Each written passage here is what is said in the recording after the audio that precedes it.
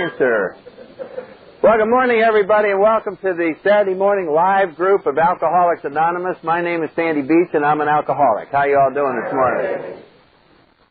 Great to see everybody here. We're having a little discussion trying to figure out what that bright object in the sky is, and I haven't seen it in so long. Somebody says the sun. Anyway, we'd like to welcome you here. If you haven't been to this meeting before, why we certainly want to extend a welcome here and hope that you get something out of it and find it useful. And if you're new to AA, you're just arriving in this fellowship, why everybody here knows exactly how you feel. We all went through that arriving in AA feeling like I don't really belong here. There's been a mistake. I think I better get out of here before they brainwash me, and I don't feel comfortable with this, and I can tell ahead of time it's not going to work, and all of those uncomfortable feelings. And all we can tell you is to just ignore all that and stick around, because there's a lot of wonderful things in store for you here, and there's a lot of horrible things in store for you back out with alcohol. So please go against your better judgment and stick around and see what happens. You still are the judge of what happens. So just wait and put your arms back and take a look and wait a couple months and see if your life hasn't really improved. And we just want you to stick around. It's customary to start our meetings with our preamble. Alcoholics Anonymous is a fellowship of men and women who share their experience, strength, and hope with each other, that they may solve their common problem and help others to recover from alcoholism. The only requirement for membership is a desire to stop drinking. There are no dues or fees for AA membership. We're self-supporting through our own contributions. AA is not allied with any sect, denomination, politics, organization, or institution. Does not wish to engage in any controversy. Neither endorses nor opposes any causes. Our primary purpose is to stay sober and help other alcoholics to achieve sobriety. And you'll hear that read at just about every meeting that you go to, and it really is good because it serves as a constant reminder of exactly what we're doing here this morning, and about 250 other meetings today in the Washington, D.C. area. So every day there's a lot of meetings, no matter where you live or work or hang out, as the case may be. There's a meeting nearby. We got a lot of stuff this morning, so I'm going to jump over to the announcements. One, we ask your cooperation. Well, if you haven't been here before, we always explain a few things, that this is a little different from most of our meetings in that it's conducted in a classroom-type setting, but we do have 3 or 4 of these in the Washington, D.C. area where we go through the 12 steps of AA. And they were started, 25 years ago or so, to have a place where you could go and know ahead of time that you're going to hear about our 12 steps and not have to be sitting there worrying about what you're going to say when it's your turn to come around. And it works out pretty good. I think all the other groups go through the steps 3 at a time and get through them. They just cycle every month. But over here, we go through them 1 at a time. We're on step 10 this morning. Next week we won't have a meeting, and then we'll be on step 11 in 2 weeks. And our format is to go through the 12 steps and then have the traditions and then a couple weeks on the history of AA. But this time, for one time only, see how it goes, at the end of the traditions, the next week we're going to have a question basket in the back. And if you want to ask a question, any question you've always wanted to ask about AA, put your name in the basket and we'll draw it out. And you can ask that question during that hour, and we'll see if that's worthwhile or not. We'll try it one time. So let me make a few comments about the steps in general, because there's always new people here in the program. The steps are what AA is. That's why we focus on these 12 steps, because this is the AA program, and that is what AA members do in order to get sober and happy. And you have to do both. That's what the steps are for, is to enable you to get sober and happy. And if you don't do that, you're not doing the program right. Because if you think about it, it's impossible to stay sober and miserable for any extended period of time. That's what you do without AA. You just try and not drink. You grit your teeth, and you walk around not drinking. And you can see your neck muscles popping. And you are technically sober, but you are a time bomb waiting to go off. We've all tried this. I'm not drinking, and it's this huge sacrifice. So the steps are designed so that we are sober and happy with being sober. That's the miracle. That is something that you cannot give to yourself. We take these actions called the 12 steps, and then we receive this gift of sobriety. And what that gift is, it's freedom from thinking about drinking. You can actually have a Saturday night, and everybody else is going to be getting blotto and all that, and it doesn't even occur to you that you're sacrificing. You just go about your business totally free from having to think about alcohol. That's what sobriety is. That's what the 12 steps are designed to do. And they will do it. They will do it to anybody who will try them. This is the great gift of Alcoholics Anonymous.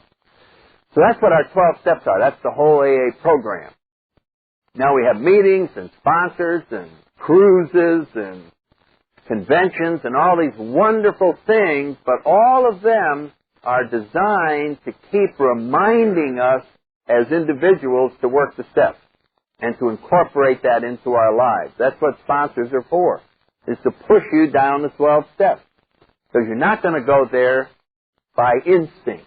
Your instincts are going to tell you, I don't need the 12 steps.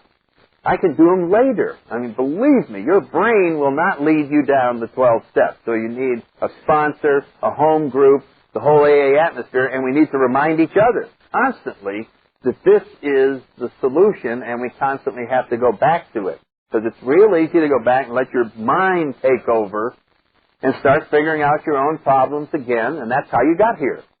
It was on your own, figuring out your problems and what you ought to do with your life. So this is a radical change in what we've been accustomed to when we arrive here, and the reason it's such a dramatic change is this is a spiritual solution, and we've been used to intellectual solutions. We've been used to problem solving. So when we come up against these steps and read them, our brain is not going to relate to them too much. I remember reading them the first time. I looked at the 12 steps and I said, this looks very good. I was sort of, conceding that this was well written and these were certainly noble objectives, but they didn't have anything to do with my problems today, as I saw them, especially, and I say this week after week, there was no step in there where you got $2,000 loans. And it seemed to me that that was my top priority, and the rest of this stuff could wait. And so I believe that Clancy captured, my buddy on the West Coast, what the steps are. There are a series of actions that we take that we don't believe in. And that's really what happens. We end up taking these things even though we don't believe in them. And then afterwards, when the results start coming, then we believe in them. So there's this process of a leap of faith, but it isn't really that big a leap because of the fact that we have all these AA meetings. A lot of them are secret meetings.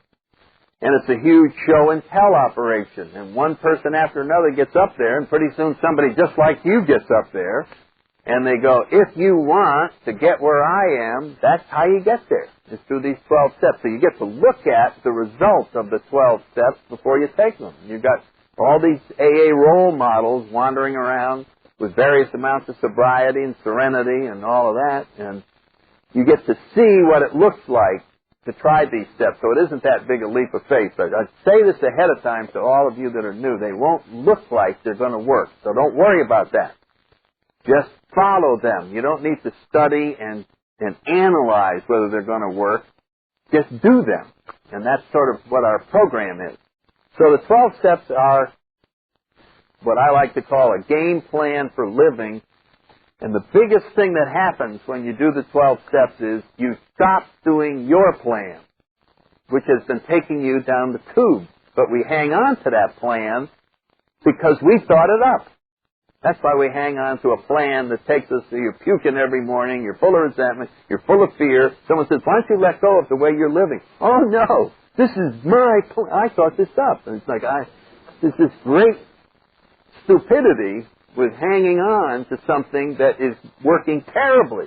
The worst results in the world. It may sound good.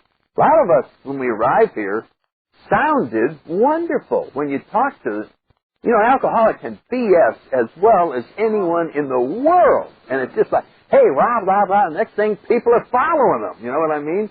Even though they puke every 3 feet. You know, it's like, why don't we look at the results instead of the theory? And so each one of our lives and our intellect, we sounded wonderful, but we were the worst walking advertisement for our philosophy of life that you could imagine. So you'd have to hide us if you wanted to sell a book that we wrote so that no one could see how bad off we were. And I think what happens in AA, we stop talking about theory and we start talking results. And we compare you with people who've been in the program a while. And we start out and we go, I understand you went to Harvard. I understand you have a PhD. But you puke every day. And you're wearing a wristband. And your family doesn't talk to you. And you're afraid all the time. I don't want to hear your plan. I don't want to hear anything about it. Our suggestion to you is you abandon that plan immediately and try this one. Because here's the results of this plan. And that's what AA is. Look at all these results. So that's one of the greatest things that happens is we are willing to let go of this other plan. And as soon as we do, it stops taking us under. Because that thing is just going to take you down. That's where it's been going. It has gotten terrible results. So if you wonder if you're new, you come in here and you keep losing arguments. And you've been used to winning arguments, you know what I mean? You've been a real good debater. The problem in here is AA members will only talk about results. So they'll listen all along. Well, that's very interesting. That's very interesting. That's very interesting.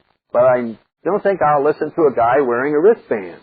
You know what I mean? And we just throw the results of your life back, and that's the proper thing to do. When we talk about a spiritual plan, let me make one more comment about this. In a spiritual plan, there's one major difference from the one your intellectual approach to life, where you go out and solve problems. Whatever the problem is, you're going to find in AA we talk a lot about various problems, anger, resentment, all these various things that come in our lives. And when you arrived here, if you're like the rest of us, what you did when you confronted a problem was you figured it out until you could analyze it and find a solution to that problem. And you're going to find in here, we never do that. We never try to figure, for example, our alcoholism out. You will hardly ever hear a meeting where the topic is, why are you an alcoholic? If you do, I'll guarantee you everybody will be walking out there with a resentment. I mean, because that's such a waste of time in a spiritual program. That has no relevance at all, and besides, you never get the answer. I worried about that forever. You know, my mother did something, and my uncle, and and none of that was useful in the program of Alcoholics Anonymous, because we're not going to solve problems anymore. We're going to surrender to them. It's a whole different ballgame. It's like, what? You're going to surrender? I mean, your whole being is going to go against the type of program that we're talking about, where you say, well, your biggest problem in the world is alcohol. What you're going to have to do is totally surrender to it. Because in the spiritual ball game, we have a lot of paradoxes, and the first one is, if you want to win, you must give up. If you want to win, you must give up. And it sounds like some mumbo-jumbo, but that's exactly what a spiritual program is. You have to stop fighting it. You must surrender to this thing. The reason you're going under is because you continue to struggle. You're like a person who's drowning, and sometimes the lifeguard has to knock them out in order to save them, so that they'll stop struggling and fighting the whole thing and can be lifted out of the problem. And so in a spiritual program, problems are not solved. They are removed. They just go away unsolved. And you want to know something? Some of us find that unacceptable. You may think that's funny. We'd be glad to take whatever problem you have and simply remove it. It'll never be figured out, but it'll be gone. I don't know. I think I'd like to hang on to it until I figure it out, you know. And this is the human ego that doesn't see that being free of something is the jackpot. Why does it have to be figured out? Why can't it simply go away? And we cling to this old way of problem solving, and and it's very hard to let go when your mind is attuned to figuring things out. But that's what has to happen here, because we'll never figure out our alcoholism, and eventually we let it go, and we do find that it gets removed on a daily basis, which we talk about in the 10th step. Nothing is permanent. Everything in the spiritual program only happens in the now, and we're only sober now, and we're only happy now. And if we can learn to be content with that, then we can be content now, and it's always now. And so but our minds go beyond that. And it's the human part of us that we understand this spiritually. Yeah, I'm happy now, but could I also get a guarantee for tomorrow while I'm here? And, the Lord's Prayer, give us this day our daily bread and about 8 loaves in the pantry. Just in case this prayer doesn't work tomorrow. I mean, you got to cover yourself. Higher power could be busy, and there I am trying to make a sandwich, and there's no bread. So, a prudent person would also be putting aside stores over here, and of course, then we find that we are trying to turn our lives over and keep control at the same time. And that works very counterproductive in this type of program.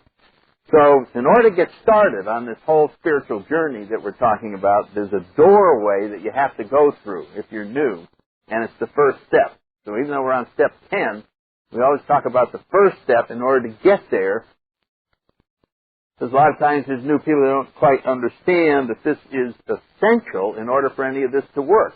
And our first step says you're powerless over alcohol and your lives have become unmanageable. And what that is saying is, you must admit, acknowledge, your intellect must surrender to the fact that no matter how hard you try, you could never get out of your alcohol dilemma. You and every human resource there is can't get you out of this alcohol dilemma because you're powerless over it. It is too much for you. Did you ever have the feeling that life is too much for you? That's what we're saying. This is too much for you. It is like you're saying to yourself, life would be wonderful if I could lift a 747 with my own 2 arms. That is too much for you. And you should surrender that idea. It can't be done. And that's what we're trying to say about alcoholism. You're powerless over alcohol. There's no way that you, unaided, can avoid taking that first drink. You will always take it. And if you do, then all the rest of the problems of alcoholism come in, where you get sick and arrested and all of the problems that happen when we get overserved in various bars. But when we say we're powerless, we're talking about powerless when we're sober. And it's very important to understand that. The problem that we're talking about in Alcoholics Anonymous is not the problem that when you have one drink you can't stop and then you go on and have 50 more and you get in a lot of trouble. That's a serious problem, but that's an easy problem to fix. It's, say you had the problem, if I brought you up here on the stage and I had 7 pounds of chocolate, and I just said, keep eating them. And I just fed them to you, and after 73 chocolates, you finally started puking all over the place. And then we'd go, I wonder what his problem is. And we go, his problem is he ate too many chocolates. And we go, your problem is you ate too many chocolates. And all on your own, you could never repeat that. You could go through the rest of your life and never eat 73 chocolates again and just go on your way happily solving your problem, which occurred because you ate too many chocolates. You wouldn't have to get together with other people who like chocolate and have meetings in their homes and say, how did you not eat 73 chocolates today? You would just take care of it yourself. So So if your problem was whenever you drink, you get all screwed up, all you have to do, you, lucky you, because that's your only problem, is not drink. Just don't ever drink, and you will be happy, and your problem will be over. But as I look around the room, I don't see too many people in that category. There's no happiness coming across your face when someone says don't drink. So what's the problem here? The problem goes way beyond the fact that when you have one drink, you get all these other bad things happen. The problem is you know that if you don't drink, something will happen. You will stay sober forever. You'll always be sober. And to a new alcoholic, that is not a comfortable thought. You know what I'm saying? Because sober was what I was trying to fix with alcohol. I don't know about you all, but that's why I went to a bar. Bartender, can you help me? I'm sober again. And I can't stand it. So isn't that funny? When you really think about it, wasn't your problem being sober? Isn't that what we were trying to correct with alcohol? So the pain of being sober, in other words, we were out there unaided, and alcohol helped us with a problem. Sure, it caused some other ones. There were some side effects to alcohol, but the fundamental reason for drinking exists without alcohol being there. So alcoholism exists without any alcohol. So it's almost a misnomer. Alcohol isn't the problem. Alcohol is the answer to alcoholism. You walk in and you say, I need to fix this problem of sobriety. So our problem is, how do you not take the first drink? That's what we're powerless over. That's why we have meetings. That's why we get together and we say, you know, even when I know everything about alcoholism, even when I have studied and my whole situation has been explained to me, and my boss says I'll get fired, and my wife says she'll divorce me, and my kids say they won't speak to me, and the doctor says I'm going to die in about a month, I still go ahead and have one. So knowledge doesn't help because we're powerless. So it's important to understand, powerless. And if you're powerless, you finally have started a spiritual program because you have said, whether you know it or not, I have a situation that only a higher power can fix. And it's called powerlessness. And you may not believe in a higher power, but at least believe in your situation. Because if you believe in your situation, it gets real easy to change your mind about a higher power. If you really understand where you are in powerlessness, you are exactly the same as the guy who doesn't believe in parachutes because he saw the way they packed them. And he watched them slump all this stuff together, and he said, I will never go up in an airplane and jump out in a parachute. Never, ever, ever. However, if someone took you up in a plane and threw you out with a parachute on, just because you don't believe in them, you might as well try it. Right? What have you got to lose other than looking bad? Right? Hey, I thought you didn't believe it. What are you pulling it for? So you're wrong. And that's where we are with being powerless and not believing in a higher power. Why not change your mind now? Because you're going to crash, you're going to hit a terrible bottom with alcohol if you don't change your mind. So you may look bad for a second, but you're going to see so that's what happens. Because we're powerless, we're willing to change our mind about a whole bunch of things. And that's how we get sober, is by getting rid of old ideas. You're going to find another thing, when I'm talking about spiritual programs in general, that you don't try to get anything. Character building is not done by accumulating anything. It's done by getting rid of things. So a spiritual journey consists of getting rid of things instead of getting anything. And I like to think of the beautiful spiritual person that is inside of each one of you will be revealed as you strip away the garbage. It's a beautiful, beautiful gift that each one of us is. It's just been wrapped with a lot of garbage. And that's our alcoholism. And so when we come in here, the whole spiritual program is to just take away all of this. And what's left is a very beautiful thing. I remember a sculptor once said that this beautiful statue that she had carved out of marble, and asked her how she did it. And she said, I just took away everything that wasn't beautiful. And what was left was this remarkably beautiful thing. And that's exactly what's going to happen to each one of you in this program. We're going to follow a process of stripping away what you think is the real you, because that's all you've seen for a long time.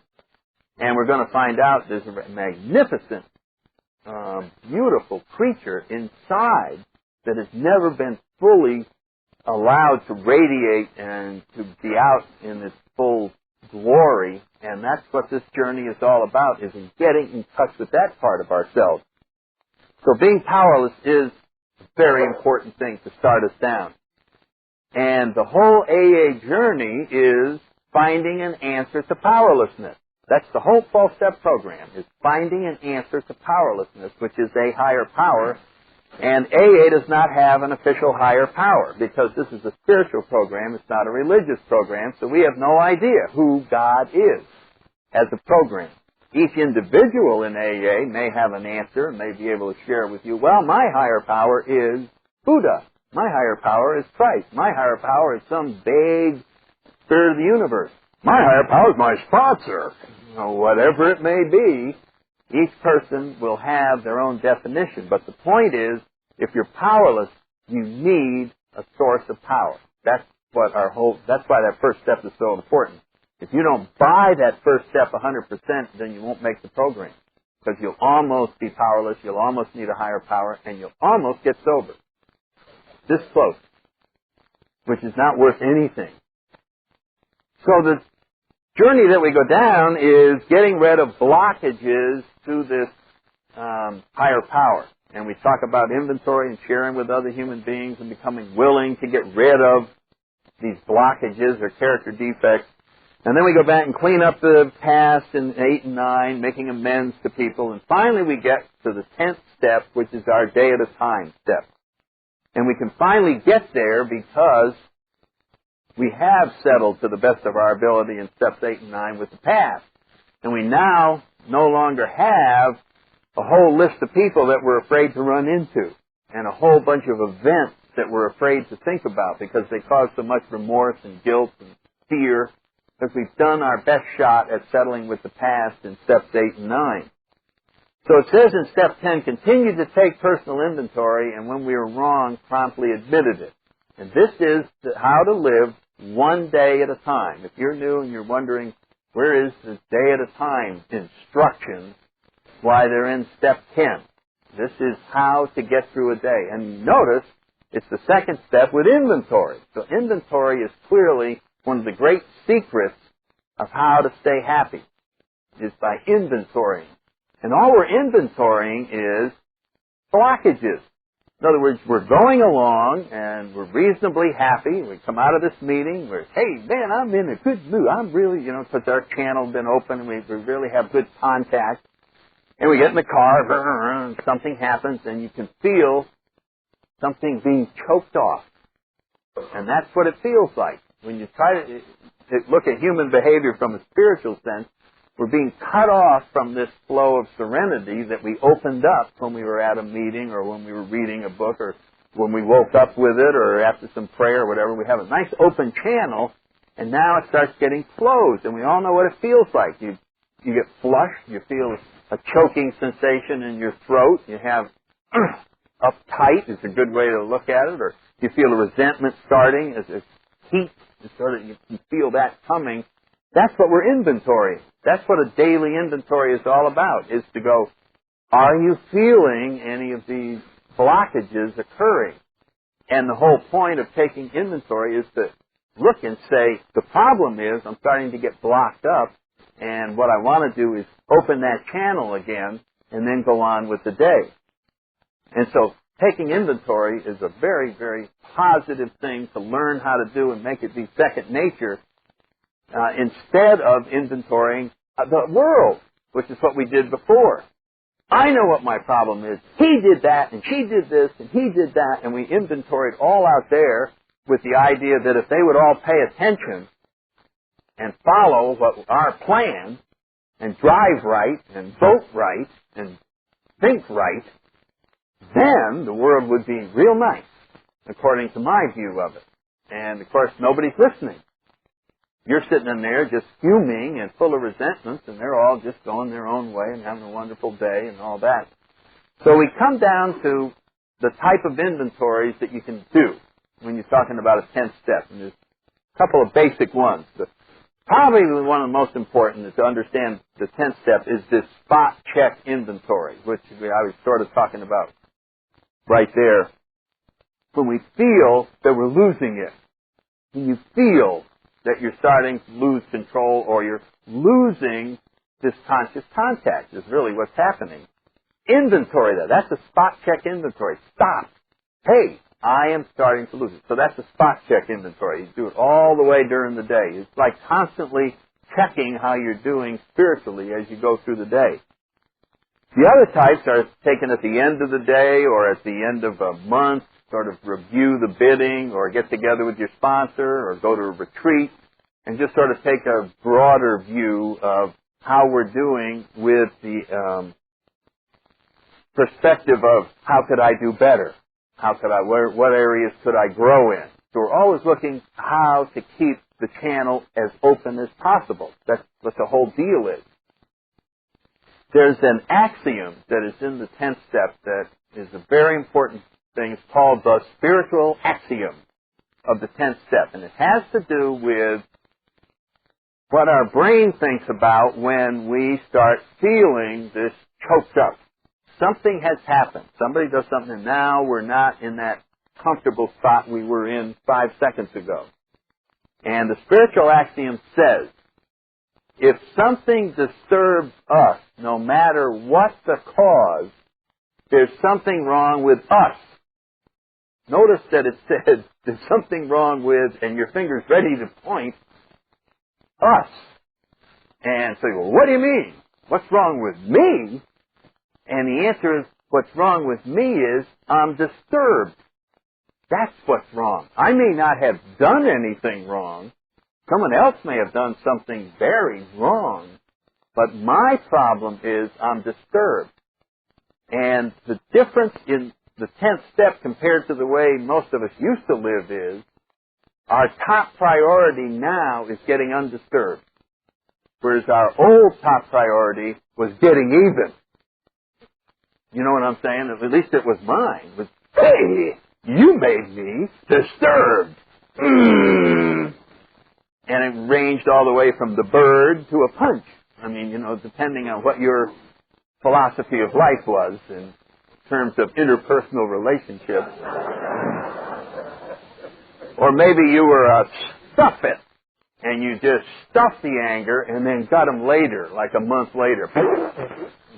Exploded all over the place. But whatever it was, we always focused on the outside world when we were disturbed instead of focusing on the fact that I'm disturbed and I have a program, I have a plan where I can become undisturbed. And remember what I was saying earlier where I said your ego sometimes will say, I don't want to become undisturbed till I figure this out. And that's the difference. What we have here is a plan, a little 4-step plan to get undisturbed before we proceed. And when you think about that, that's the best way. Bill writes in the 12 and 12, as soon as somebody sees this, if you ever read the way Bill writes, he was a drunk just like the rest of us, and he knows our ratty little minds are going to question certain things as he goes along. And when he says this spiritual axiom, if something disturbs us, no matter what the cause, there's something wrong with us. The next line was, well, what about justifiable anger?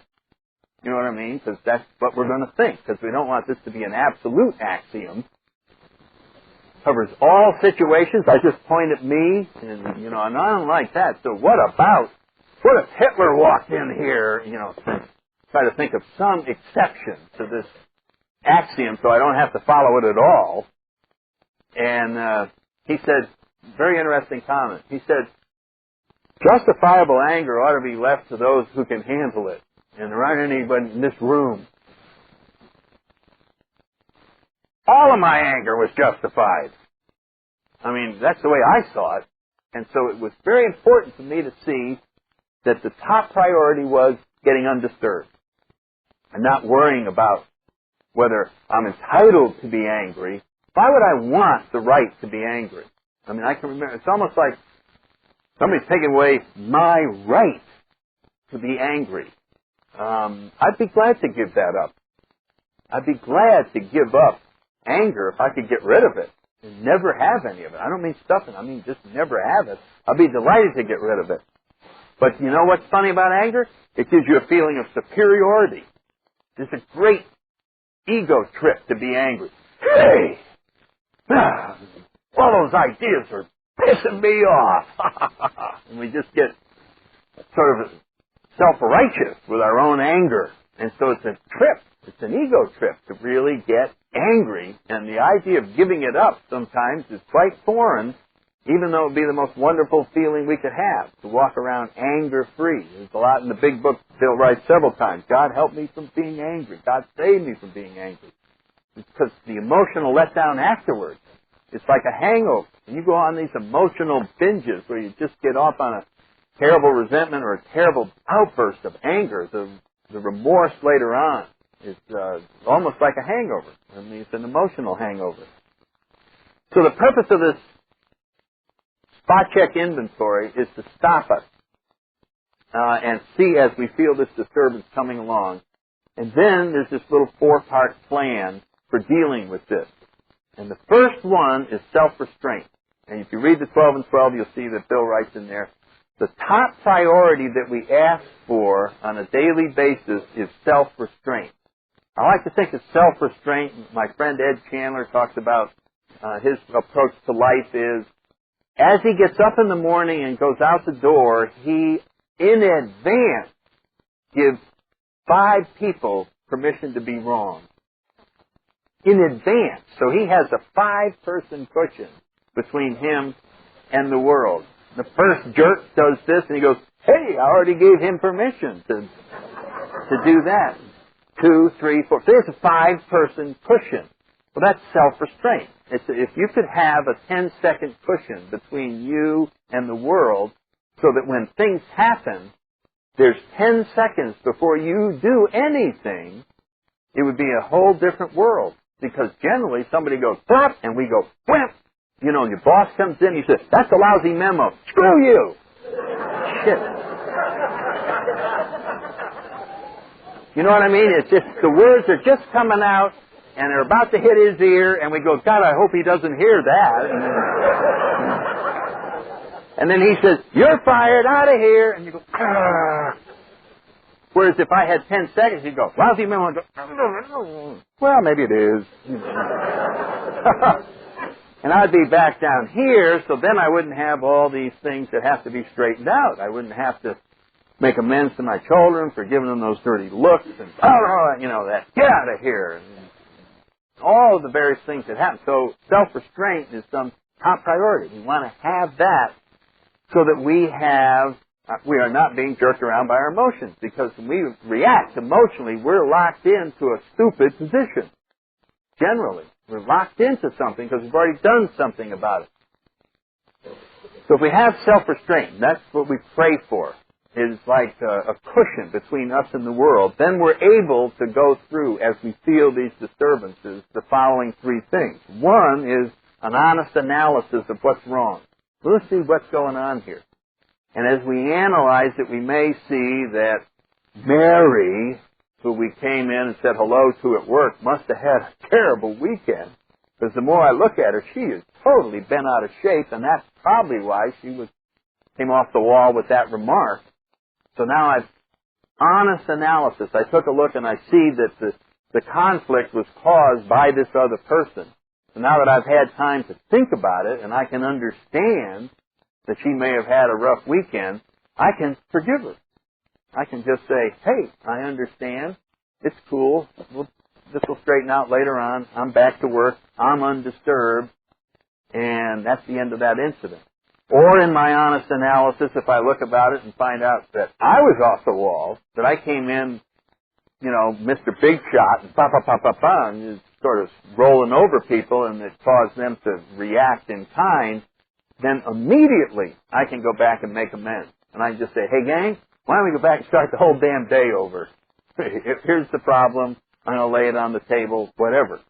So it comes up with a plan to constantly get undisturbed.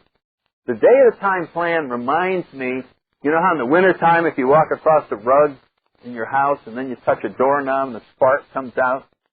Well, if you walk around the rug like 30 times before you stick your finger on there, you get a good one. I mean, you can just go, whoa, Well, what this day-at-a-time program is saying is, let's keep touching. Every 3 steps, let's just touch. Let's just get rid of any build-up that we are feeling rather than let it get gigantic so that we have to call our sponsor or something. It is a way of constantly throughout the day inventorying, is the channel open? Am I losing it? And if not, let's get it fixed. Let's get it fixed. So it's a skill that requires practice, but it is absolutely doable. It is absolutely doable. And I know some of you are saying, oh, I don't know. You what? Just try this. Make next Thursday your spiritual day. Just as an experiment. Just next Thursday, just say, next Thursday, to hell with anything else. Even if I don't get any work done at work, I'm going to keep taking inventories. I'm going to get up in the morning, let 5 people be wrong. I am going to go through next Thursday, just as an experiment, without getting disturbed once. All I'm going to do is just be open. That's my whole thing. That's all I'm going to think about. And you'll be able to do it.